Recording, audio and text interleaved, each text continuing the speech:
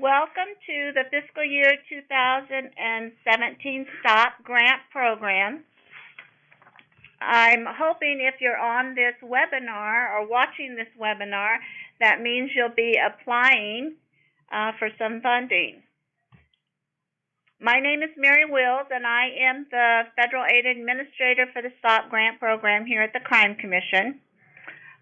This is going to be recorded and posted along with the instructions you see on the screen. And I'm just going to move through the instructions. It may be a little annoying, but that's what we have for today. On the first page, you're going to find the due date, which is really, really important. Because if you miss the deadline, it's likely we will not be able to review your application. So it's January 8th at 5 p.m. All your materials, whatever it is needed, has to be at the Crime Commission. And we'll go through that submission process in a little bit. Here is my contact information, my telephone number, my email. If you need any reasonable accommodations, just give me a call, and I will be available to help out. Ask me anything you want about STOP. If I don't know, I'll find the answer.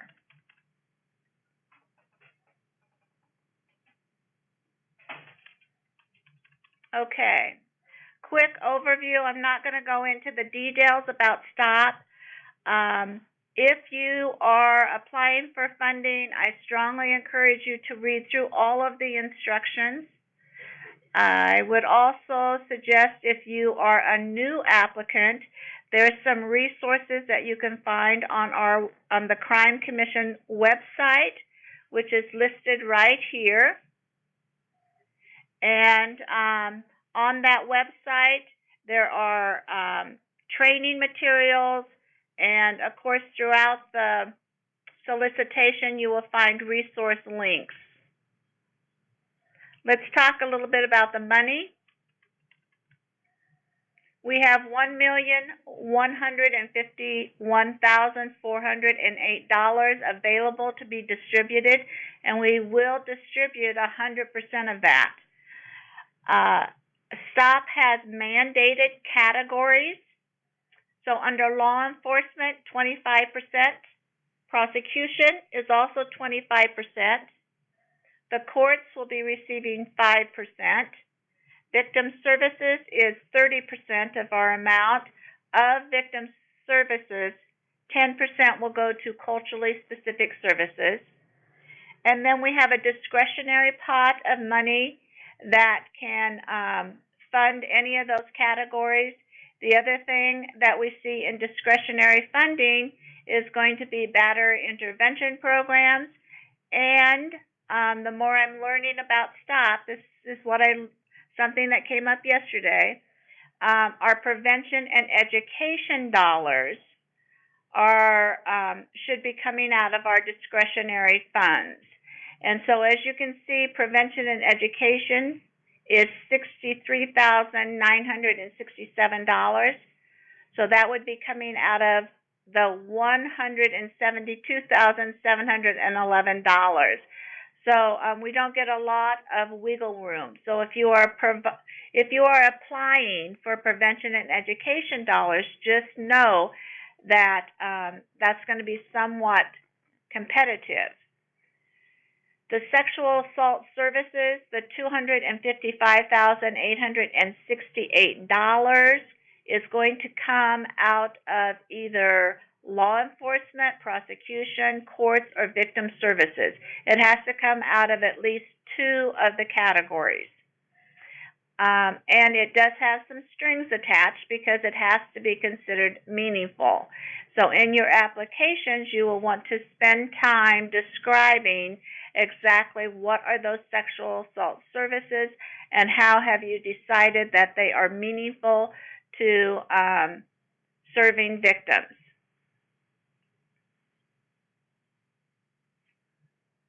Okay, I'm going to move on. Project period. These funds Any project that goes beyond July 30th, 2018 will have some special conditions attached to it. The stop dollars, more and more, they're frowning on extensions, even though, and that's for the state. So if projects need to look at some extensions, we're still okay. I do want you to know, though, going into this, funding is not guaranteed. In Nebraska, since we do coordinated response teams, and many of our applicants have numerous categories that are being funded, each category in itself becomes competitive.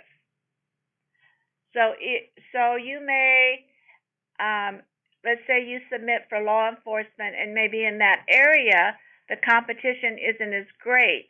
Maybe there's 5 applicants who are submitting under law enforcement, and but then when we get to victim services, we may have 15 applicants that are competing for basically the same amount of dollars that's offered under law enforcement. It's just things to be aware of. So some of your pieces of your project could get funding or could not get funding. Okay, the funding process. Please be aware that these are tentative timelines. I do try and stick to them. This process has changed because the Crime Commission's operating instruction number 10 has changed. What looks different is the grants do not receive final approval from the Crime Commission, the full body. What happens is that step has been eliminated. So there will be a staff review conducted, and we will make funding recommendations.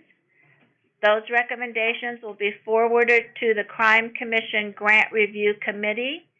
They will hold a public meeting just like we always do, but that body will be making the final funding determinations. We're just going through this process with one of our other grants, and we're trying to figure out when those summary comment sheets are sent out, and it may be that they're sent out or you'll receive them at the time of the Grant Review Committee meeting. The other thing to be aware of is the appeals process. The process has not changed, but who can appeal has changed. Any applicant that is denied funding can appeal the decision, and they would appeal it to an appeals board that's made up, I think, of at least 3 or 4 Crime Commission members. It's no longer if you received reduced funding. Those applicants will no longer be able to appeal the decision. If you want to look at that OI 10, all you have to do is to go to the Crime Commission website and look under our policies and procedures, and you can pull it off, and it will provide you all the details that you could ever want.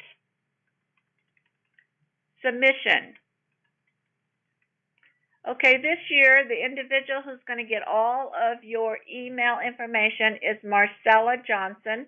Here is her email address. I've started it. The little details, you can't believe how important they are. So the subject line, please include the grant year, the title of the grant program, and your agency's name, not the project title. So it's going to be 2017 STOP Bright Horizons. You will be submitting a complete PDF. So the PDF has all of your signed documents. It has all of your attachments, and you can just send the one PDF. And then in that very same email, I would like you to send an editable Word document of your application. I understand it will not be complete. However, it does make it a little bit easier for us to just go in and make comments, and it becomes easier for you to know exactly what we're talking about. You will be submitting job descriptions, and you can submit that as a separate PDF. Your nonprofit status also is a separate PDF. And then I would like you to submit your CRT flow chart and your CRT plan as one document and submit it separately, because we are working on these documents on a state level. If you want to know whether or not your email has been received and whether or not it's been read, I gave you these little instructions to just go into options on your menu bar of your email and just check delivery receipt and request a read receipt, and it will tell you exactly what you need to know.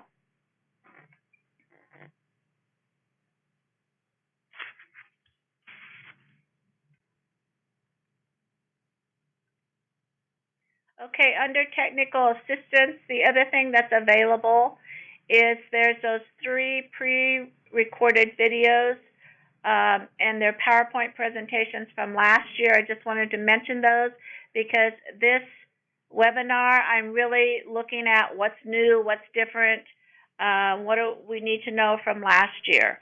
So once again, if you are new and you need help, please let me know.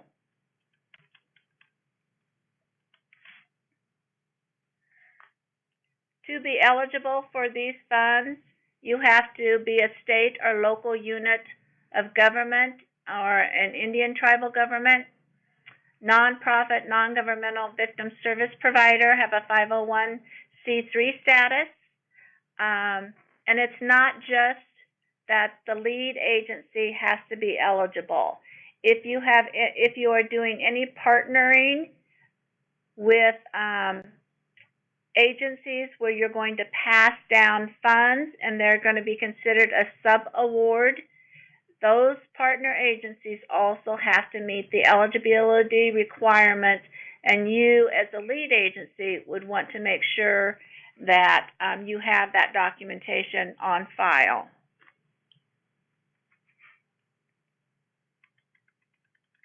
Our priorities in our state planning.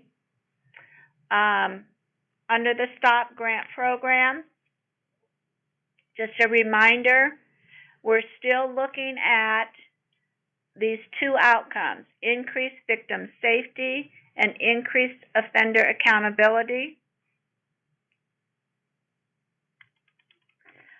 Depending on your requests and your categories will depend on if you're addressing both of them or one of them. The thing to note about outcomes, if you are requesting funds under victim services, law enforcement, prosecution, then you will want outcomes that address either increased victim safety or increased offender accountability in each of those areas. I did include some additional resources in developing your outcomes and looking at best practices and developing your projects, looking at sexual assault services. So hopefully those are somewhat useful, but believe me, there's a ton more out there. And you guys probably know that much better than I do. Our 2017 to 2020, I should say, our STOP implementation plan, I have received an unofficial approval, but I've not received the official approval so that I can post it. As soon as I get the official approval, which they say is coming any day, I will go ahead and make sure that's posted and that everybody is aware that it's out there and that you can use it to help develop your project.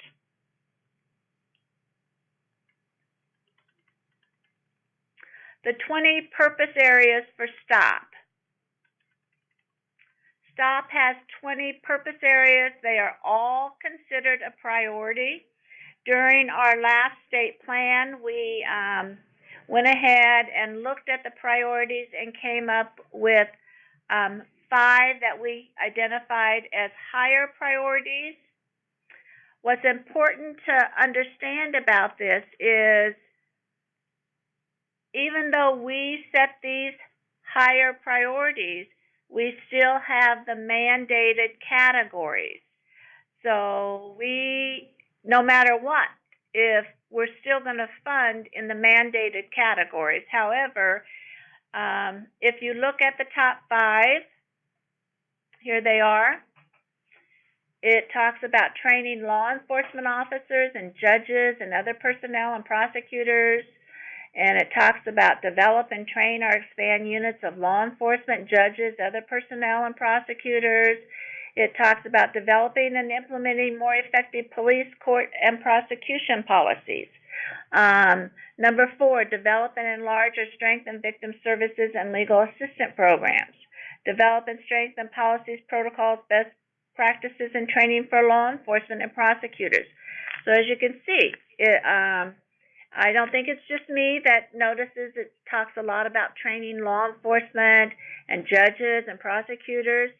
Well, those would all come out of those categories. So even though you may be thinking, well, what I'm doing doesn't seem to be on the priority list, well, it may be as far as when we get down to the mandated categories. So if you have questions about whether your submitting is going to fit, you should give me a call. Your request does have to fit into one of the 20 purpose areas. We only have one purpose area that we're not doing funding in, and that is number 14, which is the Crystal Judson Domestic Violence Protocol Program. And at this time, we're not funding requests in this area.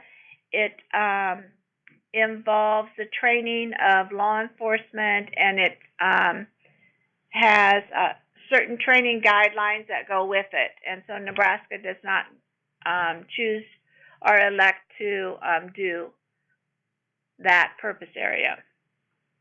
So it would have to fit into one of the other purpose areas. Okay, we're going to move on to page 14. So I'm just going to scroll down here. Oh, wait, stop. I do want to talk about these grant requirements. I'm glad I did this little highlight. Maybe that's where we're at. So grant requirements. It does require coordination. That is Nebraska's model. And you'll want to talk about how you coordinate with victim service programs, because you have to make that evident in order to be eligible for these funds. So you're going to either have letters of support or memorandums of commitment. There was a lot of confusion about this last year. You have to, at a minimum, have a letter of support that's included. If you have an MOC, that can suffice for the letter of support. But if you don't, then you have to have those letters of support, and you have to have that support from each of the mandated categories.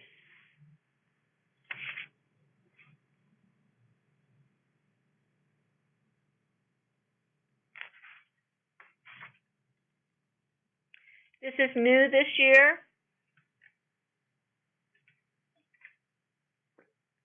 Sexual assault forensic medical exams. This is a requirement, a new requirement under STOP.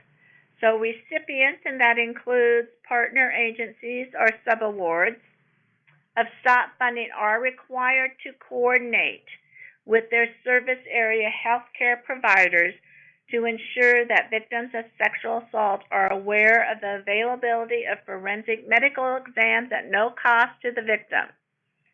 If you need more information on what Nebraska is doing around sexual assault forensic medical exams, I have linked the state statute that went into effect on July 1st of 2017. So in your application, when you're talking about the services that you provide to sexual assault victims, if that's what you're doing, then you're going to also want to talk about how you're doing this required coordination.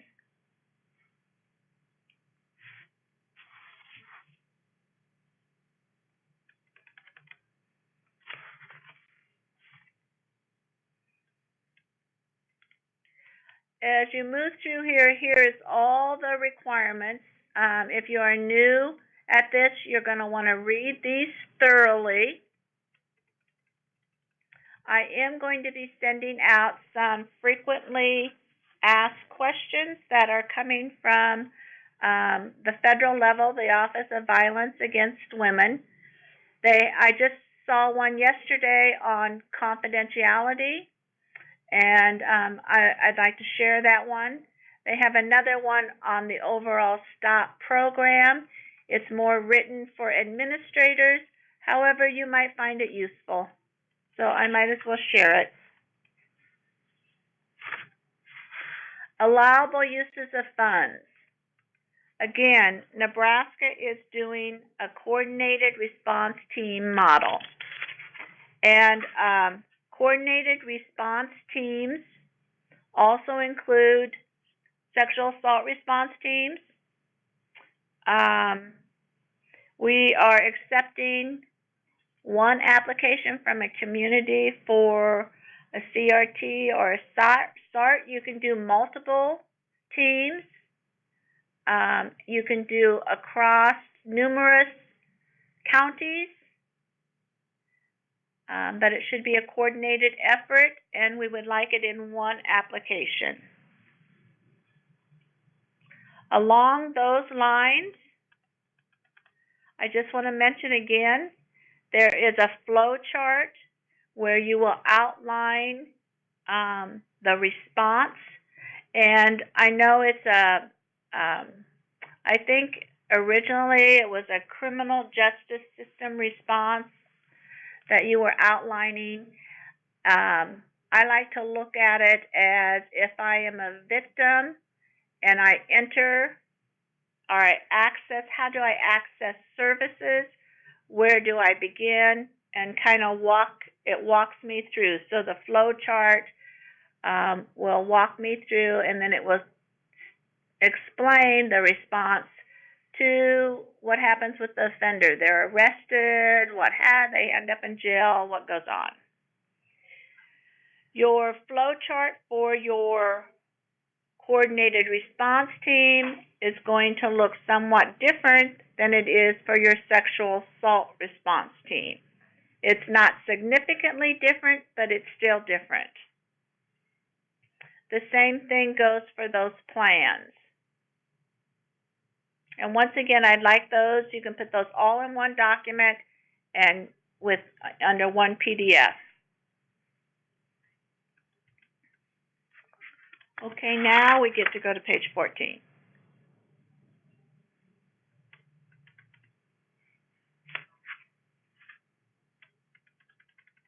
Okay, this is somewhat new this year. I don't know if it's new, but they finally articulated it. Under prosecution, they're saying that prosecution dollars can also be used by public agencies that provide prosecution support services, such as overseeing or participating in statewide or multi-jurisdictional domestic violence, dating violence, sexual assault, or stalking task forces, conducting training, and for prosecutors or enforcing victim compensation and domestic violence, dating violence, sexual assault, or stalking related restraining orders. So what they basically have done is, because states have been doing this with their prosecution dollars, so what they've basically said is, we support what you're doing, and they've done that by putting it out, giving us language. Prevention and education. For a long time, we have wanted prevention and education. We'd probably like more of it, but it's really not the intent of the STOP funds. But they are saying prevention includes both primary and secondary prevention efforts. So if you're looking at those dollars, be sure you read through this thoroughly. They've kind of teased out the difference between prevention and education and outreach. So under the prevention and education, efforts can include media campaigns to educate the general public about violence against women.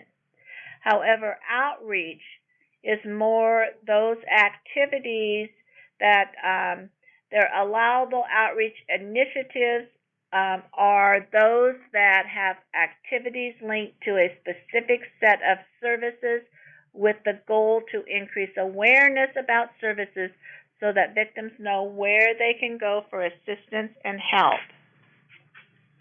If you're doing outreach in your project, note right here, it mentions with a goal. It tells you a goal right there, to increase awareness about services so victims know where to go for assistance for help. Training. STOP, as you can tell, has a big emphasis on training, much more so than many of the other grants. And so I did include in here, because we do, I know that there are some conferences that we are, STOP dollars are a part of. And so these are the principles, the guiding principles that come out through OVW that say if you're using dollars for training and for training materials, you have to meet these guiding principles. It's basically saying trainers need to know what they're doing, and you need to somehow have checked into it to make sure they really do know what they're talking about, and that they have a high standard of professionalism. Okay, other allowable activities. I just want to mention, because I usually typically get several calls about ages. With these dollars, with the 2017 dollars, we are serving services to youth are ages 11 to 24 years old, who are victims of the categories that we're talking about. Children's services directly linked to provided services to victims is allowable. But please note, funds may not be used to support services that focus exclusively on children or to develop domestic violence, dating violence, sexual assault, or stalking prevention curriculum for schools. That's not allowed.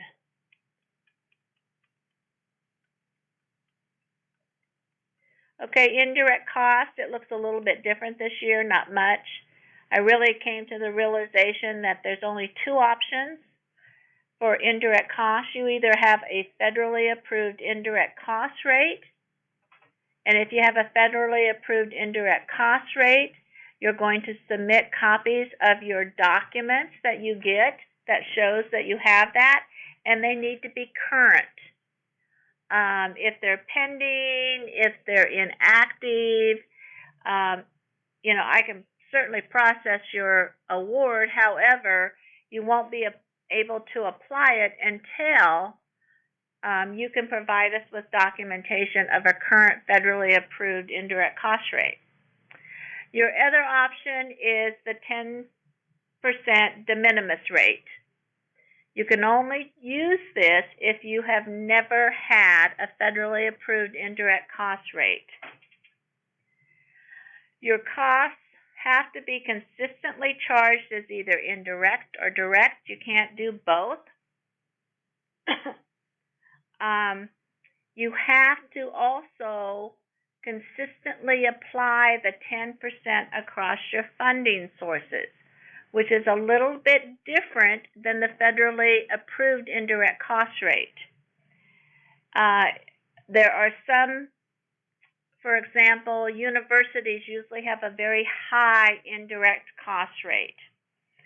And so they may not charge that to all of their funding sources because the rate is so high. So they may negotiate that rate down for particular projects. Whereas with the de minimis, it's going to be the 10% across. You can still prorate administrative expenses, but you're going to need to have base explanations.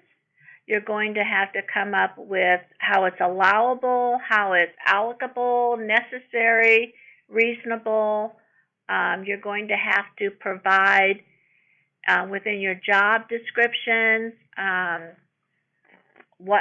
much time is spent doing different things in order to do the prorating of administrative expenses. And we'll talk a little bit more about that when we get down here to the budget. Okay, what's not allowed? We all know you can't do lobbying with federal dollars. You can't do fundraising with federal dollars. However, under STOT, if you go back on page 15, I just made a note here, under lobbying, because this has also been a discussion that I've been having with a few of the agencies, there is a however under lobbying.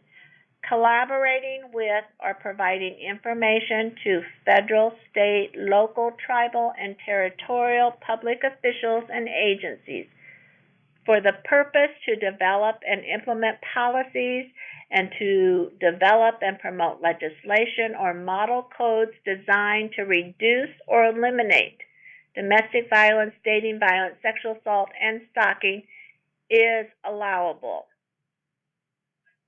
So if you have questions about that, if you are lobbying, you do have to do a disclosure form to do that.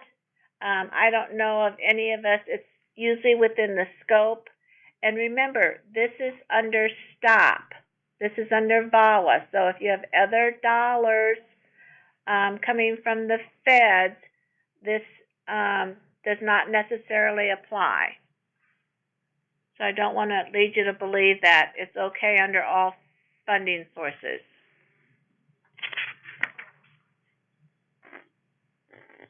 Next, we're going to talk about the match.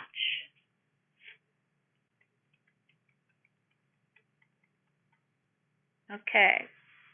This project, you do have to provide 25% cash or in kind of the total cost for the project. So total cost of the project are the federal funds requested plus match. That's where you get your total cost.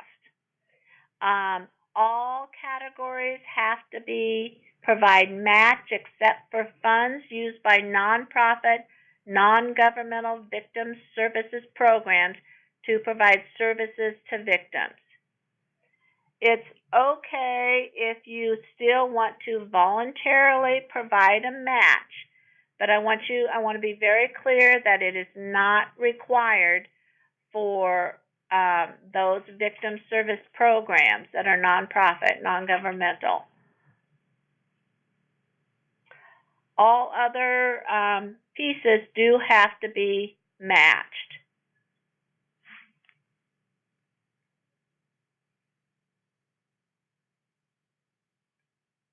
And typically those matches actually coming from those partner agencies. So if it's prosecution, it's usually the the county that's coming up with the match, that sort of thing.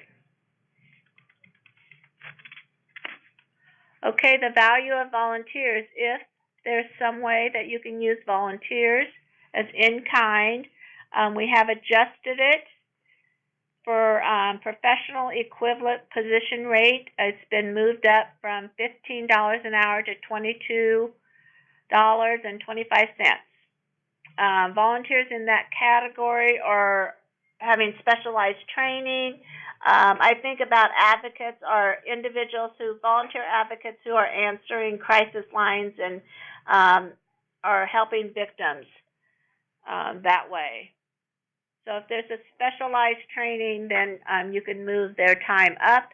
It does account for, when you think about it, it does account for taxes that would be on that and those other expenses. Administrative support positions, like if you have people helping with cleaning or sorting, donations, that sort of thing, it's still at $15 an hour. Okay. Again, I just wanted to talk about the MOCs and letters of support. Letters of support are required. However, if you have an MOC from that agency, you also don't need a letter of support. And please, no letters from commissioners or staff people at the Crime Commission.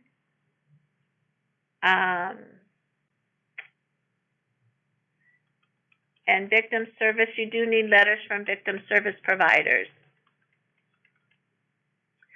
The other thing is, if you are a lead for a CRT, if you're facilitating the coordinated response team, you go ahead and submit, and let's say you're the victim services provider.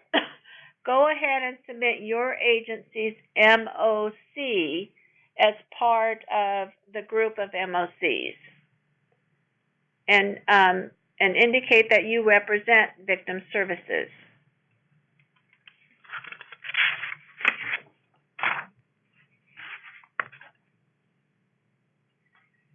Okay, I try to list out the attachments here. So this is what I'm thinking. Everyone's going to be submitting job descriptions. Some people are going to have indirect cost rate information, materials. You might do modified indirect cost rate, because if you do, you have to submit a letter on your letterhead certifying that you've never had an indirect cost rate, or you've never had a federally approved indirect cost rate, and you have to submit a copy of your agency's policy. A lot of you are going to do a proof of nonprofit status. Everyone should be submitting MOCs, or I should see an MOC from your agency in one of the grant applications. Because on a state level, for example, the courts, they don't facilitate a CRT, but they participate on the statewide CRT. And so I will see their MOC in the project that supports the facilitation of the statewide CRT. Letters of support, I should see letters of support if you don't have the MOCs. Everyone is going to be submitting the notice of statutory requirement to comply with confidentiality. This is also a form that you're going to pass down to your awardees or your partner agencies. You do not need to turn those in to me for your partner agencies, but you'll want to keep those on file. Certified assurances that are with the application, everybody's going to turn those in. Your lobbying debarment, that's going to be turned in. Applicant disclosure of pending applications, everyone has to do that. And the CRT flow chart and CRT plan will be for most of you.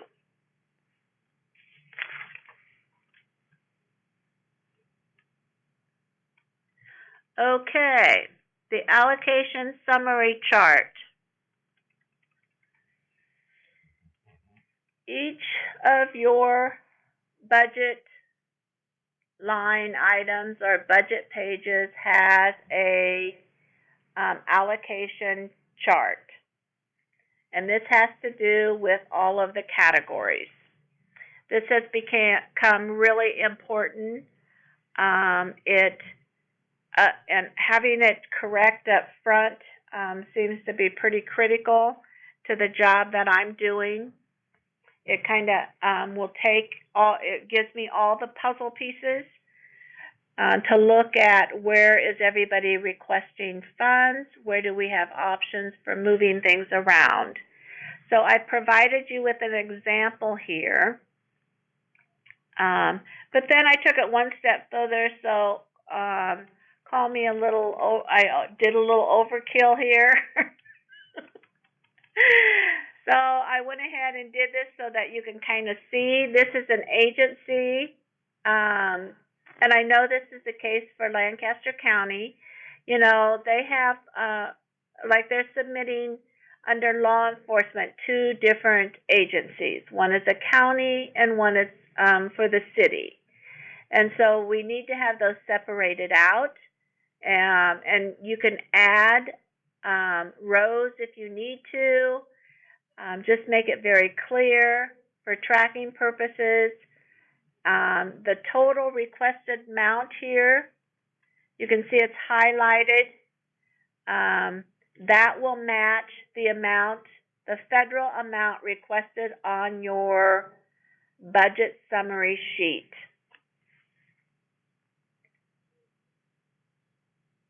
So hopefully this will kind of clear up. The other thing coming out of discretionary is that CRT coordination. However, unless that coordination would deal specifically with one of the other categories, it may be able to come out someplace there. Okay, I want to touch base on budget narratives and base explanations because this has become also a big, significant piece of explaining your budget. And so each of your narratives, you're going to need to explain how you determined that, how you came up with this cost, and why it's the amount that you decided on. Why is it allocable to this grant? How is it relevant to this grant? And the percentage that you come up with. It can't be just random or this is what I have left over and I have this grant, so I'm going to throw it in here. It has to be relevant. It has to be a reasonable amount of money. It has to be based on something. And there's no single way for me to tell you how to base it. I have a couple examples. If let's say you're requesting funding for an audit, well, what you would do is you would take your entire budget and you would take what portion of your STOP grant is of that entire budget. You would come up with a percentage, and that's the percentage that you could charge to STOP for your audit cost. If you are, let's say you have a position that you're funding in STOP under personnel, and that position has an office, and they also use the conference room. Maybe they're doing groups in your conference room at times, and trainings and that sort of thing. And so we are going to charge off their office space, and we're going to charge off a percentage of that conference room. And the way we're going to calculate that percentage of the conference room is to look at the total space and how many FTEs are in that total space, and then the FTE, this FTE compared, and what percentage is that, and we'll charge that off. The same concept with the charge to their office space. So it's just going to depend on the item and what makes sense. You have questions about that, or you want to talk that through, give me a call. Or email me. Sometimes email me safer, or at least it's you'll get a better response. Okay, in the personnel, in the budget piece, I did want you to know that the travel expense for in-state, it's $91 per night, and for Omaha, it's $107 per night. Those have changed. And of course, you're going to want to look at the GSA, the government site, to get your per diems, that those rates have changed. Mileage is still at 53.5 cents. Okay, let's see. We're coming to the end here. The budget looks pretty much the same. It's just really being articulate those base explanations.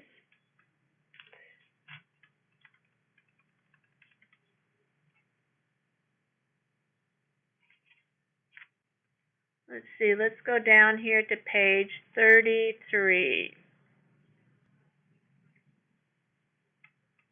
This is just a reminder in your outcomes.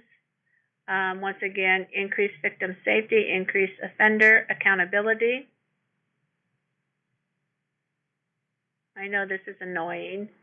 Okay, I wanted to just mention on the CRT charts, please be sure you provide complete information on the point of contacts. We're using this on a state level for the statewide CRT.